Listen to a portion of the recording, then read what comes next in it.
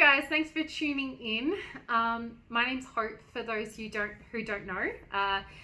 I am 28 years old and I had a gastric bypass done through Destination Beauty on the 4th of December in 2020. So I guess the purpose for this video is today is my 6 months post-op, and I sort of wanted to share my experience with before surgery, the reasons that I did it, and then what happened after the surgery and how I've handled that, how it's become, a whole new life for me and things like that.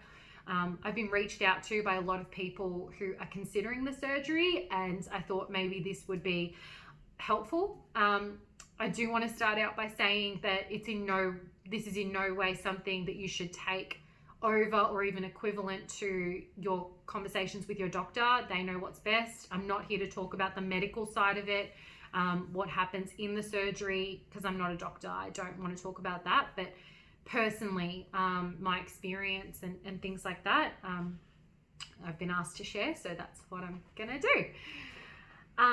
So a little bit about me. Statistically, I'm 175 centimeters, so just short of 5'10".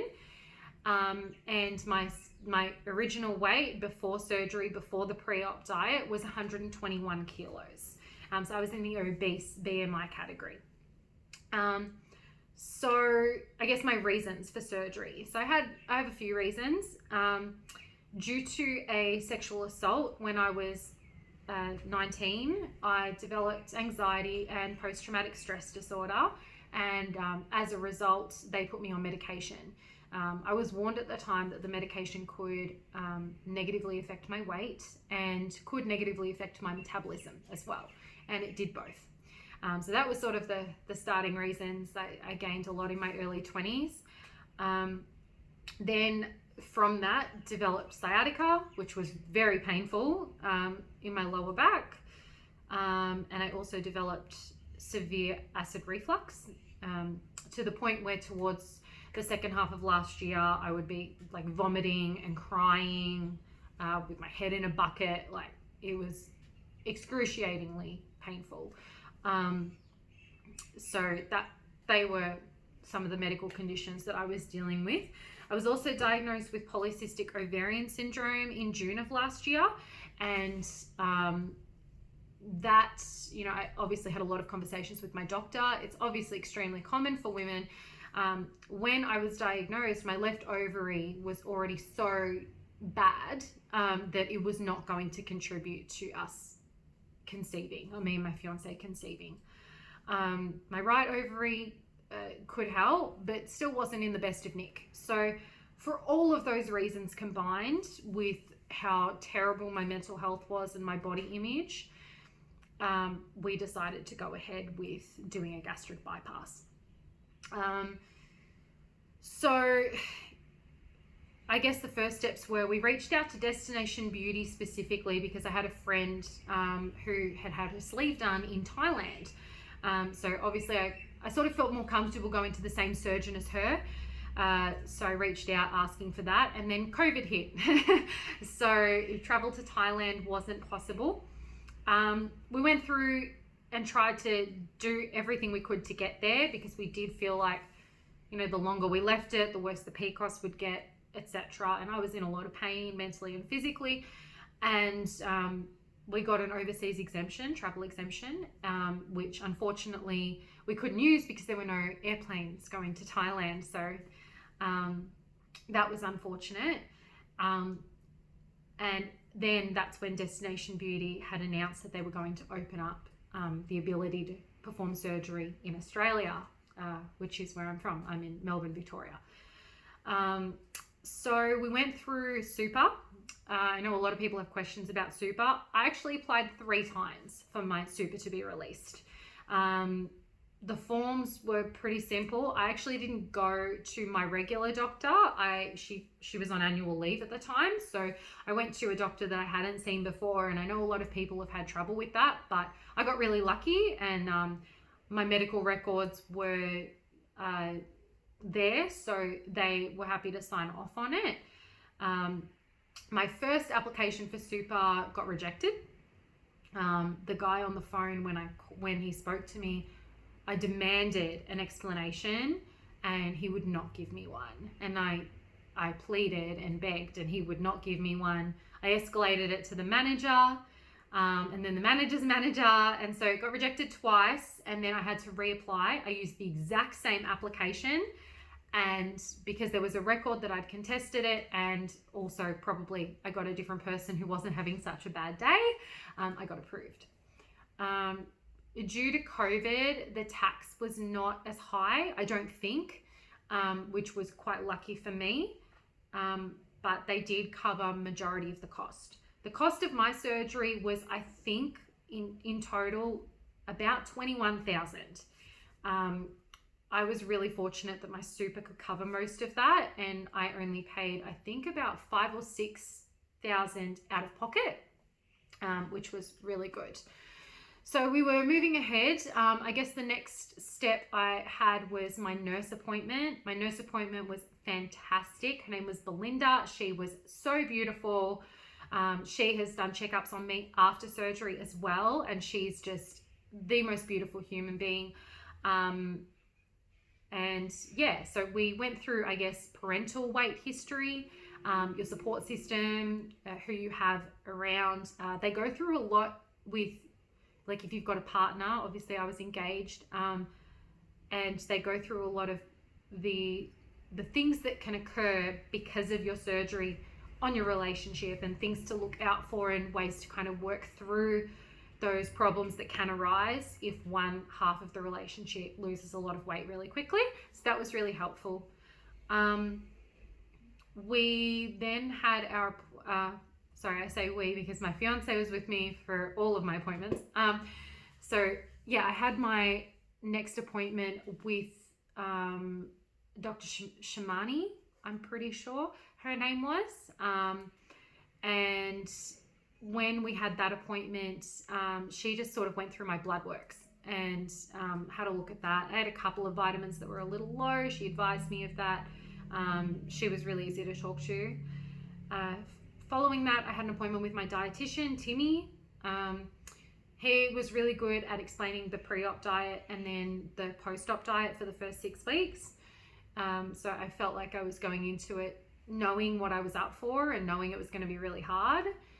And then following that, I had my phone call with Garrett Smith, and I smile because I love Garrett. Dr. Smith was phenomenal. I couldn't ask for anything more from a surgeon. He was available all the time. There were times I called him at like 10:30 at night, just panicking, and he answered the phone. He would text me back if he couldn't answer. He was just so happy to give me as much information as possible. Now, I guess one of the other things to note is I obviously had a bypass, which, you know, your surgeon's the best person to advise you if you're meant to have a sleeve or a bypass. For me, the reason they chose a bypass was my acid reflux. With a sleeve, the way it's been explained to me, and again, I'm not a doctor, but the way it was explained to me is the sleeve increases your chance of that acid reflux happening or getting worse. With the bypass, it most of the time removes the acid reflux from being a problem. So for that reason, they chose a bypass for me. The bypass, I was explained to, comes with more risks short term. It's a much more difficult recovery period from the surgery. And I had to just be really diligent and adamant of looking after my body and doing exactly what I was told. So yeah, then we fast forward to the surgery. So they weren't having surgeries in Melbourne, where I'm from, at the time. So we actually traveled to Sydney for my surgery, which is where my fiance grew up. So we drove down and stayed with some relatives of his prior to the surgery. So I was admitted into Delmar Private Hospital, and Garrett Smith did my surgery.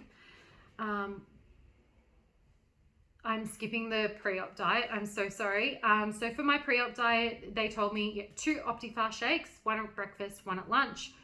And then for dinner, I had to have, I can't remember the weight, but it was a small amount of meat and vegetables. That was my diet for 2 weeks. I followed it to a T, except I only had one Optifast shake. I tried to do the first 2 days.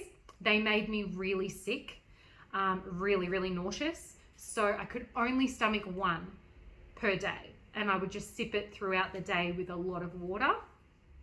Dinner, I followed it to a T. I didn't break any rules.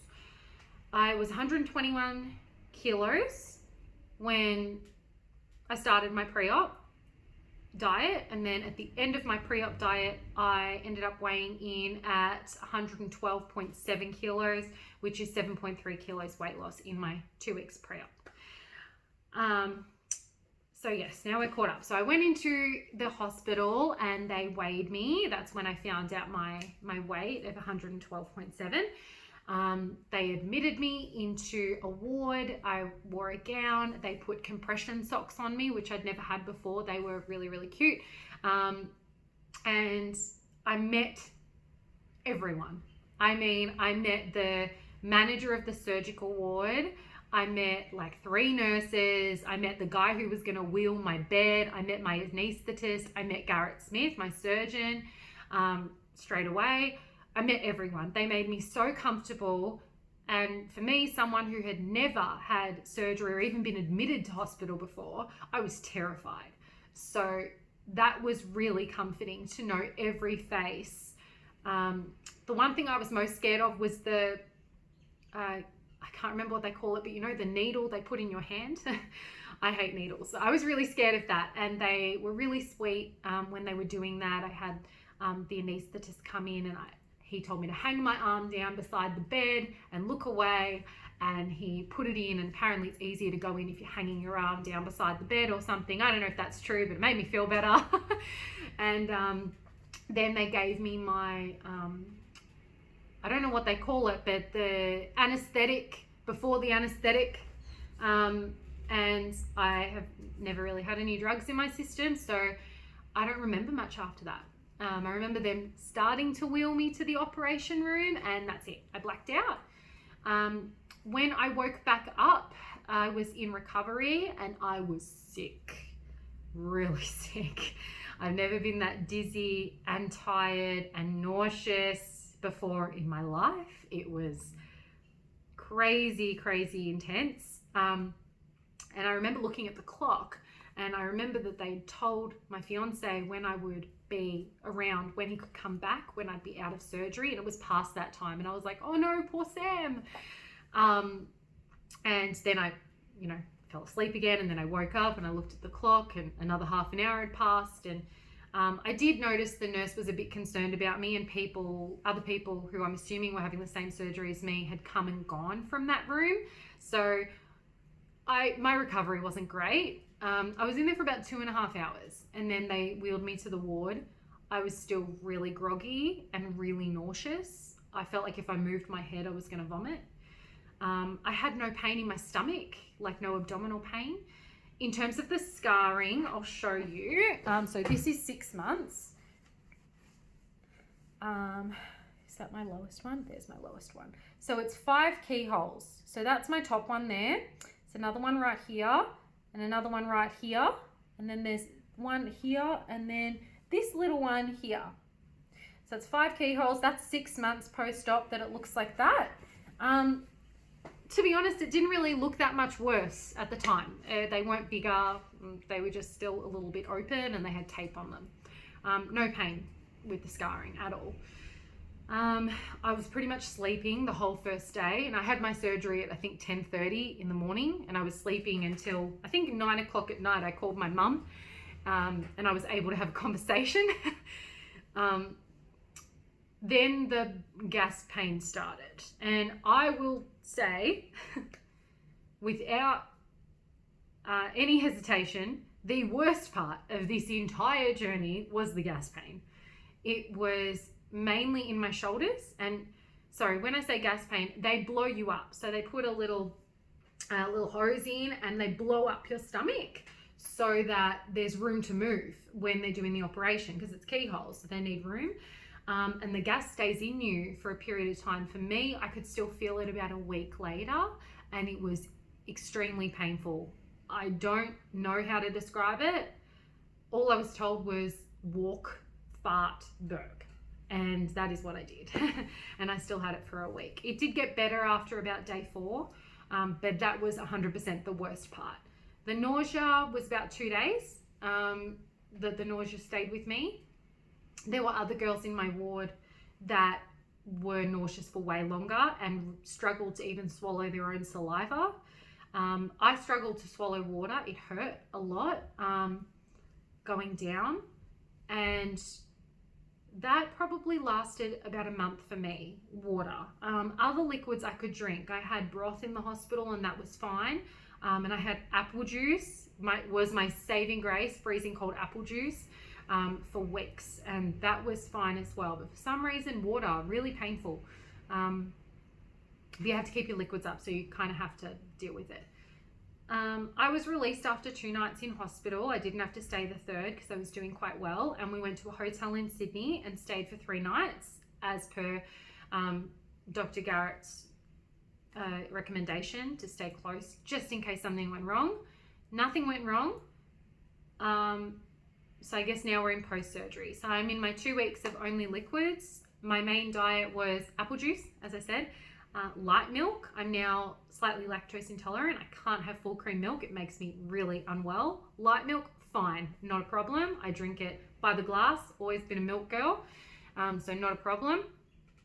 Water, and I was doing a lot of chewing and spitting. So Sam would go get a souvlaki and I'd have a bit of meat and I'd chew it for the flavor and then spit it out. Made sure I didn't swallow it because that could hurt the sutures or whatever they call them. And that was pretty much my diet. Apple juice, milk, some soups, but even they were pretty difficult for me. Yeah, that was pretty much my diet. I couldn't walk more than 5 meters without wanting to collapse for the first week or so. My body was so exhausted. I'd never felt anything like it. So I needed a lot of help. I needed help getting dressed. I needed help doing everything. If you're driving and you've just had the operation, you're real nauseous in the car, I will say. But it doesn't hurt, which is good. It just a lot of nausea. We drove back from Sydney to Melbourne and it was sickening. We had to stop a couple of times, but otherwise was okay. And then I very slowly over the 6-week period increased my energy levels. So I'd say the first 4 weeks were really bad. I couldn't really stand for more than 5 minutes. I sat a lot, only walked really short distances. Definitely couldn't clean the house. So all the mums out there, you need someone to help you. It was really hard. I'm so lucky I had the support system I did.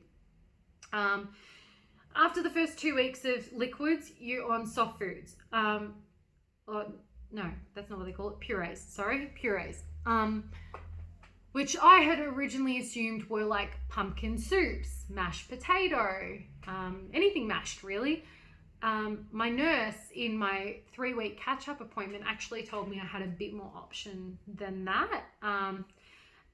Basically anything that is super like mushy, like even like as opposed to mashed potatoes, you know, they call it smashed, things like that were okay. Eggs were fine as well. I could eat scrambled eggs, omelets, stuff like that. So that they were all fine. And then the following 2 weeks was soft foods. And you can have sausages in soft foods, which was really good because my nurse said anything I could put my fork through and I didn't need a knife to cut through, I should be okay. But I did really struggle with food. I had pretty much the same thing every day. Some of my saving graces were, I love Vegemite, and when I just wanted some flavor in my mouth, because you get this dry, frothy thing going on in your mouth, I would just, lick on some Vegemite. I know some people think that's gross, but I loved it. That was great. Lots of flavor. Icy poles. So many icy poles. So many Zupa Dupas. They were great. Mashed potato was huge for me. Pumpkin soup was huge for me. And scrambled eggs. I had baked beans in the soft food period. That was fine. And I did have a little bit of a sausage towards the end of my soft food period. So that was pretty much my diet. I had a lot of protein water as well. That helped, and it helped with energy. In terms of the medication I was on, I had, I don't want to say it in case I get it wrong. It's like Stomac or Solmac or something like that. It's a prescription that they gave me, and I was meant to take it for 6 weeks post-op or 8 weeks post-op, I think. They said it was just to help my stomach line it, accept food better. I was on a multivitamin, 2 vitamin Ds, 1 vitamin B, a hair supplement, and a collagen supplement. My hair did fall out. I had really thick Greek hair, that has thinned out a lot. I'm lucky I started off with a thick head of hair because my hair's still okay, as you can see. I did chop it off to stop the weight.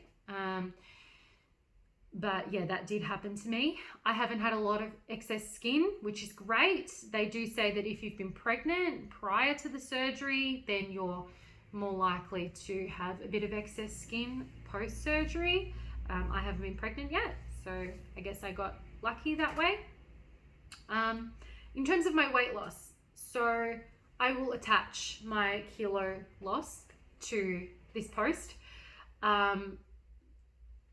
But I think my average was around 2 kilos a week, 1.5 to 2 kilos a week for the first 2 months. And then I had like an on week and an off week for a while. So 1 week I'd lose 1.5 kilo, the other week I'd lose 0.5 kilo, and it kind of fluctuated. And then every now and then I'd just get a really good week where I lost, 2.5 kilos. And every now and then I'd get a week where I lost 0.4 kilo. I haven't halted yet. I'm still losing. The app that I use, the average weight loss is 1.6 kilos a week, which has been great. Okay, so that's pretty much all the stuff they tell you about. Now, something else that I should mention is I actually had a complication post-surgery. So on New Year's, I went camping with some friends, and an incident occurred at camping where I was put in a position where I had jolted my body with a bit of weight to it. Now, when that happened, we are assuming here that that is what caused my complication. So a couple of days later, I went to the toilet and my poo was black. I didn't really think much of it because it hadn't happened before. And then 3 days later, I pooed again and it was black. And I was pooing every 3 days. So that wasn't abnormal. But I noticed there was a red tinge in the toilet water. So I asked my boss, I was at work at the time, what does this mean? And she said, you might have a problem. I think you should call your surgeon. So I called Garrett and he answered, as he always did. And he told me that I should get an endoscopy done, which is the camera down your throat. So I went and to my doctor straight from work. I got in to see her at like 5 and she gave me an emergency referral for an endoscopy. All the places were closed that night because it was after 5, so we were planning on going down in the morning. At about 8 o'clock, I pooed again, which was very abnormal for me, and it was worse. So I called Garrett again, and Garrett said, go to the hospital. So I went to Dandenong Emergency, and I told them I had a bypass for 3.5 weeks prior, and I needed, I was now pooing black and I was concerned, and they admitted me straight away. I knew something was wrong because I got straight in, there was no waiting, and they looked really concerned. They told me that there was probably something wrong in there, but they couldn't tell me what it was until they did the endoscopy. This was obviously at night. I had to wait until first thing in the morning to get the endoscopy done because that particular doctor was away for the night. So I waited. In the morning, I had the endoscopy. That was really scary. When they wheeled me into the room, there were like 20 doctors in there. And I was by myself. It was really terrifying. They gave me an anesthetic, and when I woke up, they told me that they had fixed the problem and someone would be in to explain the problem. So when the doctor came in, what they told me was that due to what they believe was overexertion of some kind, where my new stomach had been sewn to my small intestine, there was a rupture. That rupture caused a cyst, and that caused internal bleeding. And that is why my poo was black, because of internal bleeding. They said if I had have left it, I very well could have died. So it was good that I had come in, but they had repaired it all through my throat, through the endoscopy. So I guess my moral of that story is listen to your body. It's not normal what you're going through. Everything is different. Everything feels different. Everything sounds different. And you have to learn a whole new body. It's not your old body, it's a new one. And it changes things that you wouldn't even believe it changed. Like, I can literally feel my food move down. I know when it's in my stomach. I know when it's being digested. I can feel everything. So it's learning all this stuff. Your taste is different. Your smell is different. That's what it was like for me. And so I'm really proud that I was diligent enough to go to Garrett and say, look, this is what's happening. Can you tell me if I should be worried? And then follow directions. If you're having a bypass, you are warned. There are lots of room for complication if you're not careful. So be careful. Do what they say. I did what they said, and I'm great now. I couldn't have been happier with the decision that I made. And albeit was really hard, being vulnerable, being weak, having everyone have to do things for me for a while, having to learn a new body, having to understand what this was doing to my brain, the body dysmorphia, looking in the mirror and not seeing yourself, seeing someone else that's way more beautiful than you're ever gonna be. Picking out clothes out of the wardrobe and just putting them on, going to the shopping center and not having to go to the back of the rack where the big sizes are. When you sit down, not looking at the person next to you and going, oh my God, their thighs are so much smaller than mine. When you're standing in pictures, not having to hide behind another body so that your stomach isn't on display. It's literally a different life.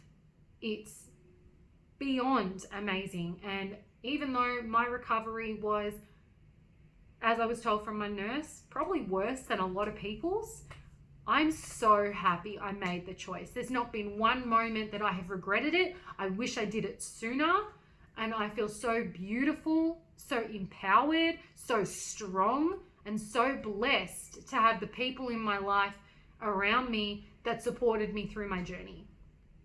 So if my vote is anything to you, do it. Don't wait. Just do it. You're not going to regret it. My weight. I am 6 months post-op today, and I currently weigh 74.6 kilos, which is amazing for me. It is almost 47 kilos weight loss from my 121 kilos starting weight. I was a size 18. I am now a 10 to 12. And yeah, that is where I'm sitting at the moment. I'm getting married in October. I can't wait to walk down the aisle in a dress where I really feel beautiful and worthy of that kind of attention. So there you go. That's my story. I hope I answered a bunch of your questions. If you have any more, please feel free to reach out. And good luck on your journey. And I hope to see you joining the Losers Club very, very soon. Thank you.